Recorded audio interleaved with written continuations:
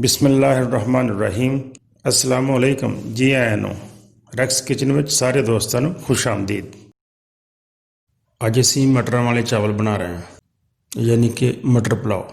ਮਟਰ ਪੁਲਾਓ ਬਣਾਉਣਾ ਬਹੁਤ ਆਸਾਨ ਹੈ ਅਤੇ ਖਾਣ ਵਿੱਚ ਵੀ ਬੜਾ ਮਜ਼ੇਦਾਰ ਹੁੰਦਾ ਹੈ। ਅਤੇ ਆਓ ਫਿਰ ਮਟਰ ਪੁਲਾਓ ਬਣਾਉਣਾ ਸ਼ੁਰੂ ਕਰੀਏ।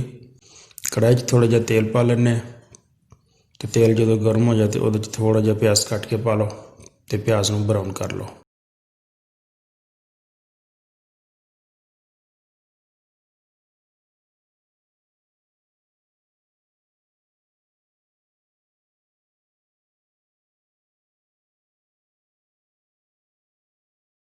ਅਤੇ ਨਾਲ 1 ਚਮਚ ਅਦਰਕ ਲਸਣ ਦਾ ਪੇਸਟ ਵੀ ਪਾ ਲਓ।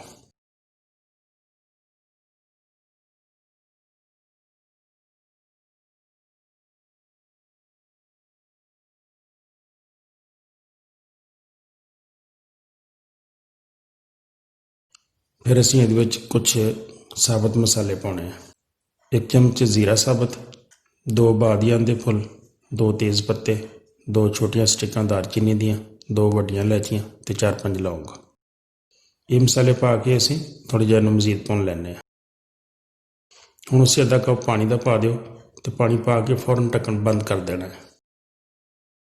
2 ਮਿੰਟ ਬਾਅਦ ਅਸੀਂ ਢੱਕਣ ਚੱਕਦੇ ਹਾਂ ਅਤੇ ਇਹਨੂੰ ਹਿਲਾ ਦਿਓ।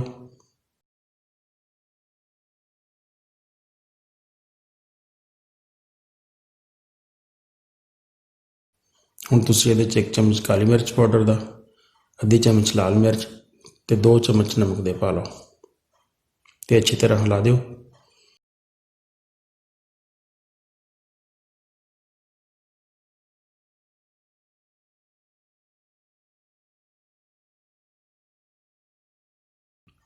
ਦੋ ਟਮਾਟਰ ਬਾਰੀਕ ਕੱਟ ਕੇ ਸ਼ਾਮਿਲ ਕਰ ਲਓ ਅਤੇ ਥੋੜ੍ਹੀ ਦੇਰ ਹੋਰ ਪਕਾ ਲਓ।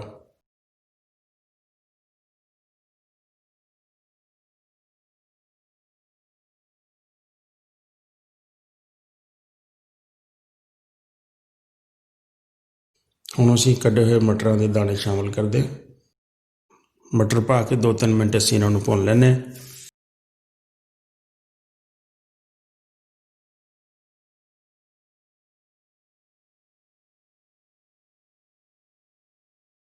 ਮੇਰੀ ਵੀਡੀਓਜ਼ ਤੁਸੀਂ ਫੇਸਬੁੱਕ 'ਤੇ ਵੀ ਦੇਖ ਸਕਦੇ ਹੋ। ਰੈਕਸ ਕਿਚਨ ਦੇ ਨਾਮ ਦਾ ਫੇਸਬੁੱਕ 'ਤੇ ਪੇਜ ਬਣਿਆ ਹੋਇਆ।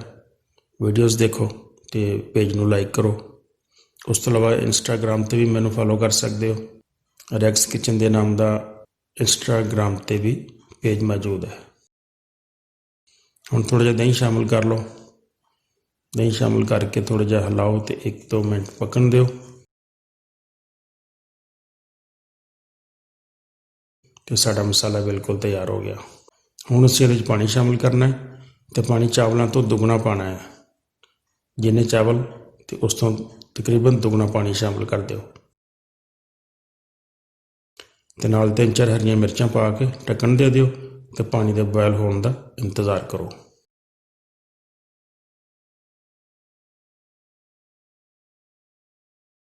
ਸਾਡਾ ਪਾਣੀ ਬੋਇਲ ਹੋਣ ਲੱਗ ਪਿਆ।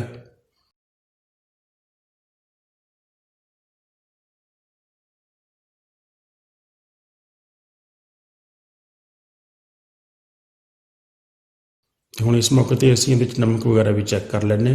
ਅਗਰ ਨਮਕ ਕਮ ਮਹਿਸੂਸ ਹੋਵੇ ਤਾਂ ਹੁਣ ਤੁਸੀਂ ਪਾ ਸਕਦੇ ਹੋ। ਨਮਕ ਮੈਨੂੰ ਕਮ ਲੱਗਦਾ ਹੈ ਤਾਂ ਮੈਂ ਥੋੜ੍ਹਾ ਜਿਹਾ ਨਮਕ ਹੋਰ ਵੀ ਸ਼ਾਮਿਲ ਕਰ ਰਿਹਾ।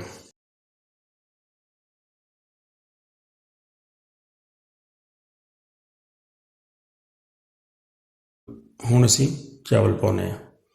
ਚਾਵਲ ਮੈਂ ਤਕਰੀਬਨ ਅੱਧਾ ਘੰਟਾ ਪਹਿਲੇ ਭੇਂ ਕੇ ਰੱਖ ਦਿੱਤੇ ਸੀ। ਕੱਚੀ ਬਾਸਮਤੀ ਹੈ।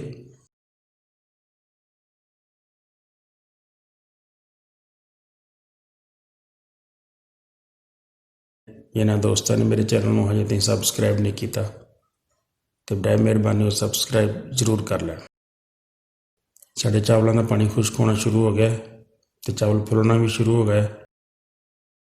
ਦੇਖੋ ਪਾਣੀ ਤਕਰੀਬਨ ਖੁਸ਼ਕ ਹੋ ਗਿਆ। ਹੁਣ ਅਸੀਂ ਚਾਵਲਾਂ ਨੂੰ ਦਮ ਲਾਉਣਾ।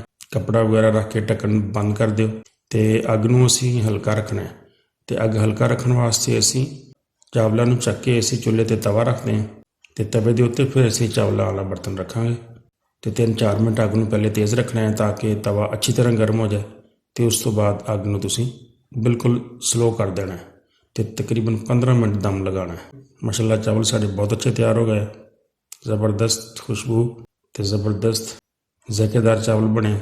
ਚਾਵਲਾਂ ਨੂੰ ਡਿਸ਼ ਆਊਟ ਕਰੋ ਤੇ ਗਰਮ ਗਰਮ ਚਾਵਲਾਂ ਨੂੰ ਸਰਵ ਕਰੋ। ਮੇਰੀ ਵੀਡੀਓ ਦੇਖਣ ਦਾ ਬਹੁਤ ਸ਼ੁਕਰੀਆ। अस्सलाम वालेकुम।